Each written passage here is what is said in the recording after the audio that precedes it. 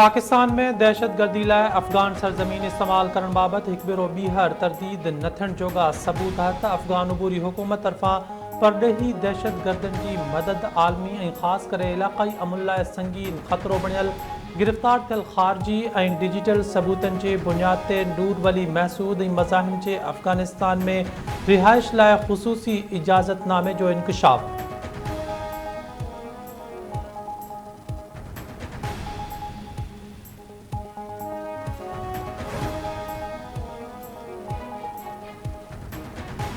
Committee doctor कैसर बंगाली जी राय ऐं मशवरनि खे क़दर जी नज़र सां ॾिसे थी। कमेटी ताज़ो मंज़ूर कयल सिफ़ारिशुनि ते कैसर बंगाली जा मुशाहिदा राब्ते जे फ़ुक़दान जो सबबु लॻनि था।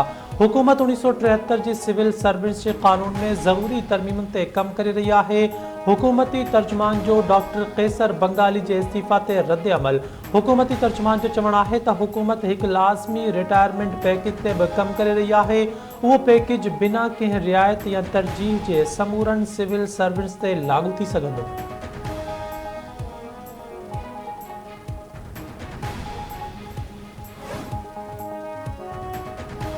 मुल्क में मंकी पॉक्स जो वधीक हिकु केस ज़ाहिर। सिहत वारी वज़ारत मूजिब मंकी पॉक्स में वरतल पिशावर वासी शख़्स नार जे मुल्क मां आयो।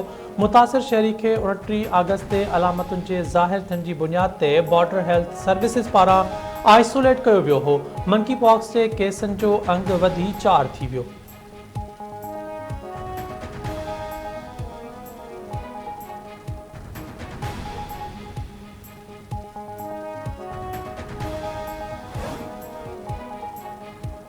क़ौमी मामलनि ते सियासी जमातुनि सां ॻाल्हियूं करणु घुरिजनि। जेकॾहिं ॻाल्हियूं थी रहियूं आहिनि त सुठी ॻाल्हि आहे। क़ौमी मामलनि ते तहरीक इंसाफ़ खे बि ॻाल्हियूं करणु घुरिजनि। सेनेट चेयरमैन सैयद यूसुफ रज़ा गीलानी जो रावलपिंडी में तक़रीब खे ख़िताब। संदसि चवणु हो त वज़ीर आज़म खे हिन वक़्तु ॻाल्हियुनि खे लीड करणु घुरिजे। शहबाज शरीफ़ खे फ़ैसिला करणु घुरिजनि ऐं अॻिते वधणु घुरिजे। मुल्क लाइ सभिनी सियासी जमातुनि खे इख़्तिलाफ़ विसारे मुतहद थियण जी ज़रूरत आहे। पीपल्स पार्टी हमेशह ॻाल्हियूं कयूं आहिनि। पीपल्स पार्टी विरासत जी सियासत नथी करे।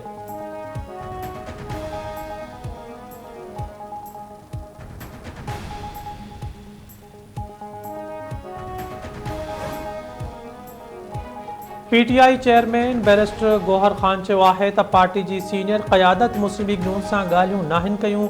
पीटीआई मुस्लिम लीग नून जी क़यादत सां के ॻाल्हियूं नथी करणु चाहे। पीटीआई जो को बि असेंबली मेंबर नून लीग क़यादत या अॻवाननि सां ॻाल्हियुनि लाइ राब्ते में नाहे। पीटीआई न त ॻाल्हियुनि जी आच कई ऐं न ई को अहसान कयो।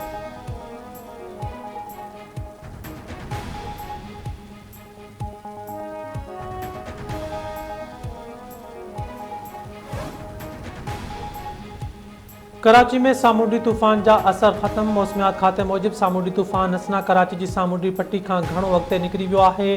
ककरनि जी मौजूदगी सबबि फुड़ ऐं हल्की बरसात जो इम्कान आहे। उत्तर ओभर खां हवाऊं 12 किलोमीटर फ़ी कलाक जी रफ़्तार सां घुली रहियूं आहिनि। शाम या राति ताईं सामूंडी हवाऊं बहाल थी सघनि थियूं।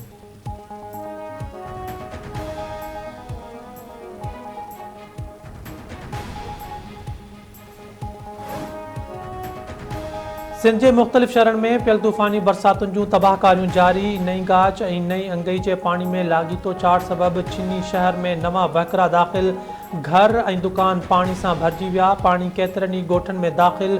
रोड रस्ता पाणी जी लपेट में। काछे वासियुनि खे जोही समेत शहरनि ॾांहुं वञण लाइ एफपी बचाव बंदि ताईं सरकारी ॿेड़ी सर्विस न मिली सघी। चइनि यूनियन काउंसिल्स जा हज़ारे माण्हू ख़ानगी ॿेड़ियुनि जा ॻरा भाड़ा भरण ते मजबूर। अक्सर ॻोठनि में लाॻीतो रस्ता बंदि हुजण सबबि खाद खुराक जी शयुनि जी खोट पैदा थी वई।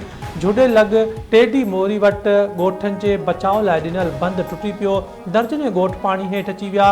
ॻोठाणा लॾा खणी चेल जेॾो पाणी झागे महफ़ूज़ हंधनि ते लॾ पिलाइण शुरू करे ॾिनी। कुबे सईद ख़ान जे ॻोठ मोहम्मद मिठल मक्सी में कचा घर ढहण सबबि मुतासिर ॻोठाणा ढोरे शाख जे कपर ते मुंतक़िल। गुलाब लगारी भरिसां मुरादवा खे 100 फुट घारो सवें एकड़ फसल पाणी हेठि। पाणी ॻोठनि ॾांहुं वधण लॻो। टंडो बागो लॻ अहसान वाह खे लॻल घारो बंदि न थी सघियो। 3 खां वधीक ॻोठ पाणी हेठि अचण जो ख़तरो।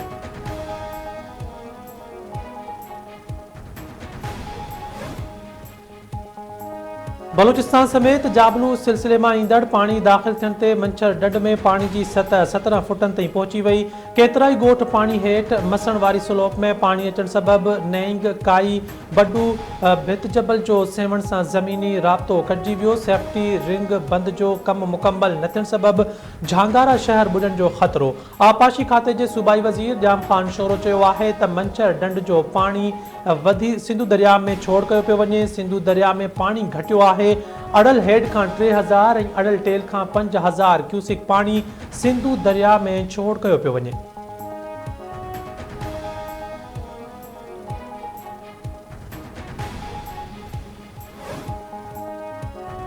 सदर आसिफ अली ज़रदारी ऐं वज़ीर आज़म शहबाज शरीफ पारां हुर्रियत अॻवान सैयद अली गिलानी जी 3 वरसी ते खेसि भेटा पेश। सदर आसिफ अली ज़रदारी पंहिंजे पैगाम में चयो आहे त सैयद अली गिलानी जी क़ुर्बानीनि खे ज़ाया थियण न ॾींदासीं। पाकिस्तान कश्मीरियुनि जे जाइज़ जदोजहद लाइ पंहिंजी अख़लाक़ी सफ़ारती ऐं सियासी हिमायत जारी रखंदो। हुन कश्मीरियुनि खे हक़ ख़ुद इरादियत जी जदोजहद में साबित क़दम रहण जो हौसलो ॾिनो। वज़ीर आज़म शहबाज शरीफ चयो आहे त कश्मीरी तहरीक जे अज़ीम अॻवान सैयद अली गिलानी खे सदाईं कश्मीरियुनि जी आज़ादी जी तहरीक जे मोतबर नाले तौरु सुञातो वेंदो।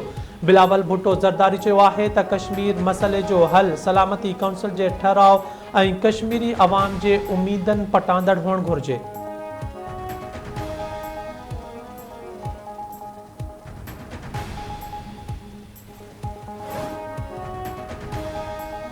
दौलतपुर भरिसां 2 सगन भाउरनि में झेड़ो गोली लॻण सबब नौजवान क़त्ल। ॻोठ खड़ में भाइरनि में गाह करण जी मामूली ॻाल्हि तां झेड़ो थी पियो।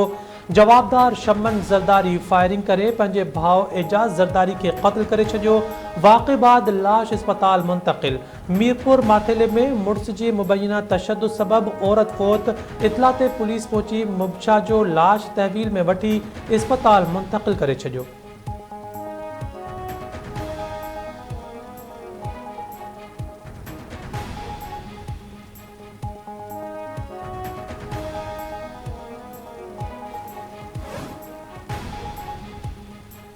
मेहड़ के मुख्तलिफ इलाक़नि में बोर के पानी में बुडी 2 ॿारवियूं फौत। ॻोठ मोझड़ वासिन कश्मीरा चांडियो। पैर स्लिप थियण सबब बोर के पानी में किरी फौत थी वई। शाह पंजो वेझो 8 वरनि जी अख्तियार सोलंगी बोर के पानी में बुडी हयाती विञाए वेठी।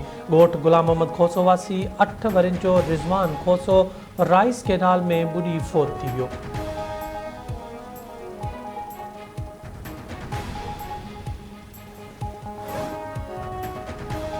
रतोदेरो में बिरोही ऐं खोखर बिरादरी के 2 धुरनि में हलंदड़ खूनी तकरार जो निबेरो। गजल तौर 1 करोड़ 20 लख रुपया दंड मुक़र्रर। 2 धुरनि मथां औरत समेत 2 ॼणनि जो क़त्ल साबित थियो।